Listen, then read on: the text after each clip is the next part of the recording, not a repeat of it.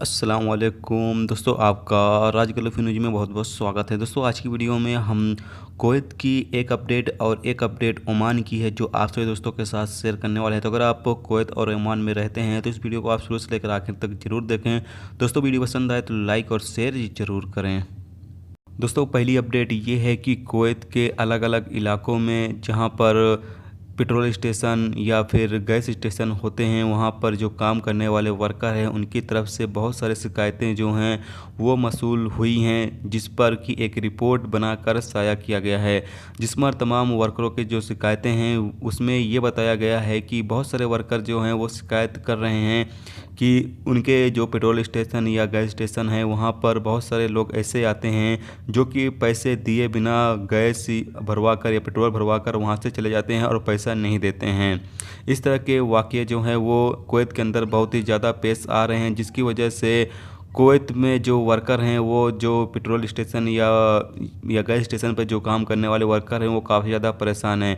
यहाँ तक कई वर्करों ने शिकायत की है कि उनके साथ ये हादसा जो है वो हफ्ते में 2-3 बार पेश आ जाता है कि लोग वहाँ पर आते हैं, यानी कई अफराद जो कि हरामी होते हैं वहाँ पर आते हैं और पैसा दिए बिना टैंक फुल करवा लेते हैं और फिर वहाँ से फरार हो जाते हैं।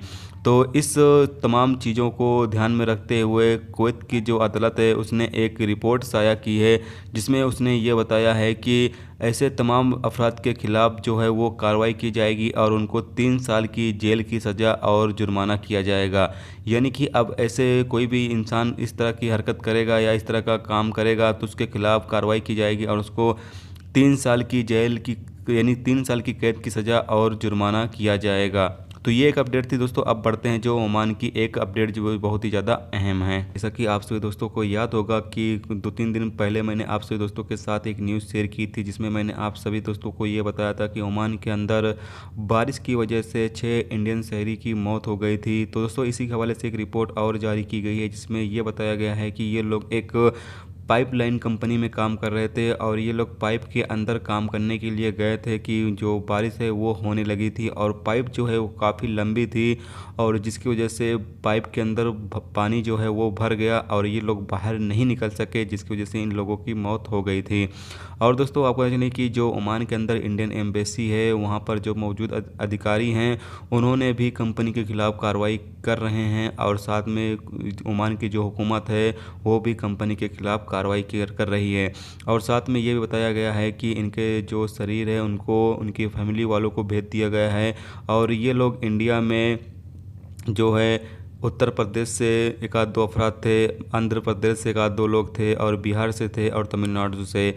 इनकी जो उम्रें हैं वो 22 से 43 साल के दरमियान थी और बताया ये गया है कि इन लोगों के फैमिली वालों को यानी कि इनके घर वालों को जो है वो मुआवजा दिया जाएगा।